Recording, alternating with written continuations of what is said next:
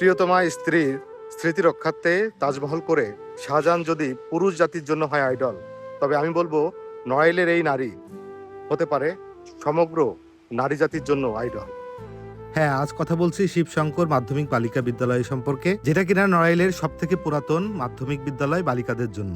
নড়াইলের তৎকালীন জমিদার শিবশঙ্কর রায় তার অকাল মৃত্যুর পর তার বিদুষী এবং শিক্ষানুরাগী স্ত্রী নিভাননী রায় 1886 সালে স্বামীর স্মৃতি রক্ষার্থে এবং নড়াইল অঞ্চলে নারী শিক্ষার প্রসারে এই প্রতিষ্ঠানটি স্থাপন করেন।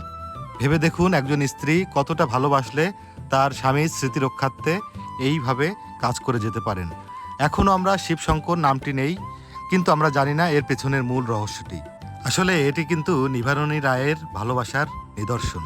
আর এই স্কুলটি প্রতিষ্ঠার জন্য নিভাননী রায় নড়াইল শহরের কুড়িগ্রাম মৌজায় 10 একর সম্পত্তি এবং একটি ভবন দান করেন। কিন্তু জানেন, এই স্কুলটিও বন্ধ হয়ে গিয়েছিল।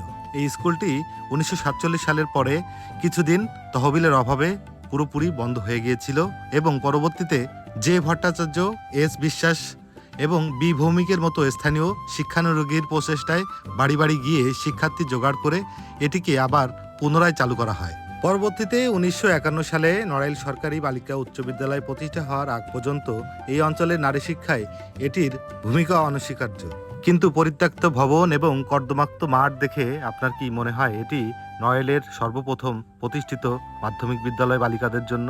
আমরা নড়াইলবাসী কি চাই না আমাদের এই পুরাতন ঐতিহ্য এবং আমাদের নারীদের জন্য একটি আদর্শ যে নারী ননিবালা, তার এই প্রতিষ্ঠিত প্রতিষ্ঠানটার সংস্কার হোক এবং সবার মাঝে ছড়িয়ে পড়ুক? যদি চাই তাহলে আমরা শেয়ার করতে ভুলব না।